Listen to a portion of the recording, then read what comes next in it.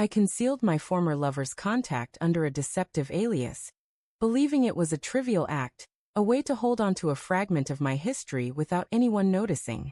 But secrets are like fractures in a fragile pane of glass. They inevitably widen. When my spouse discovered the truth, my entire existence crumbled in ways I could never have foreseen.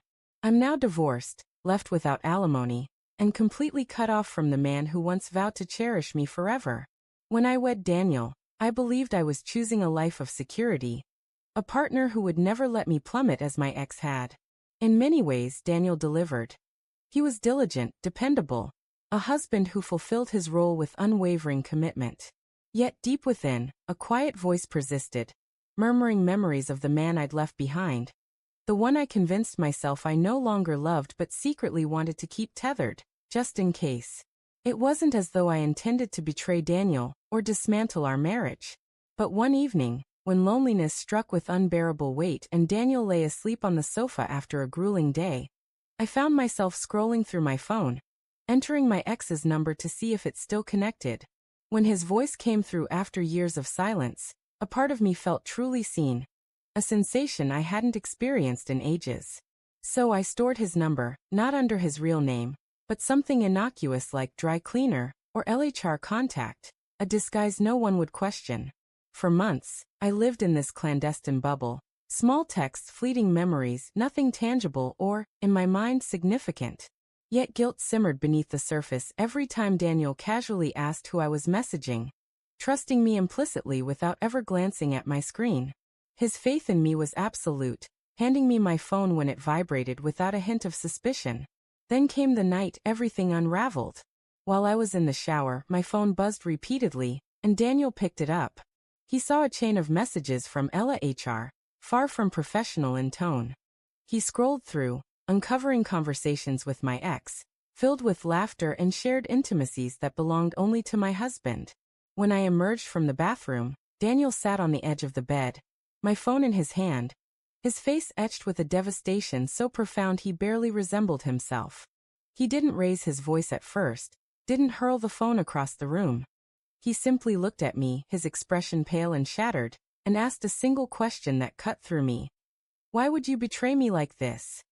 I stood there, water dripping onto the floor, facing the man I'd vowed to cherish, unable to offer an answer that didn't reek of treachery cloaked in excuses. The argument that erupted was merciless. His voice broke with fury, mine with tears, as accusations, denials, and frantic apologies spilled from me. But words couldn't undo the wreckage. The trust we'd built was obliterated, and trust, once lost, rarely returns. Within days, Daniel initiated divorce proceedings. I clung to the hope that, since nothing physical had occurred, just texts, just memories, the court might show leniency. But Daniel's attorney tore me apart in mediation, presenting every damning screenshot, every late-night exchange, every saved image, portraying me as a deceitful, untrustworthy spouse unworthy of support. The judge concurred, and I left the courtroom with nothing. No alimony, no compassion, no opportunity to make amends. I hoped Daniel might soften with time, perhaps leave a sliver of space for reconciliation, but instead he severed all contact, blocking me on every platform, phone, social media, even email, as if I were a stranger whose betrayal was too deep to risk further exposure. Now I sit in a cramped rented room, surrounded by unpacked boxes, endlessly replaying my choices. Why couldn't I release the past? Why did I feel compelled to maintain a connection to someone who no longer defined my life? Why did I jeopardize the man who offered me stability for a specter who had already proven he couldn't love me as I deserved? The cruelest irony is that my ex is irrelevant now. He's not here, doesn't care. Those messages mere nostalgia for him, a way to pass idle moments. But for me, they cost everything. My marriage, my home, my future. While he moves forward unscathed, I bear the consequences alone. There's a unique humiliation in hearing your husband's lawyer recount your betrayal, line by line in a courtroom. A crushing weight in watching the man who once kissed your forehead refuse to meet your eyes.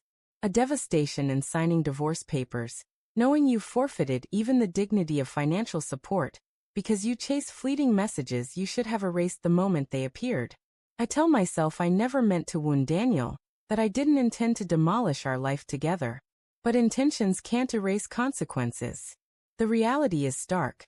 I hid my ex's number under a false name. My husband uncovered it, and now at 35, I'm divorced, blocked, and utterly alone, left with nothing but remorse. If I could turn back time, I'd erase that number the instant it entered my thoughts. I'd remind myself that nostalgia isn't love, that seeking attention isn't worth shattering trust, that clinging to the past means letting go of the future. But hindsight offers no salvation. It only deepens the punishment. Every night, I lie awake, yearning for a second chance I know will never come.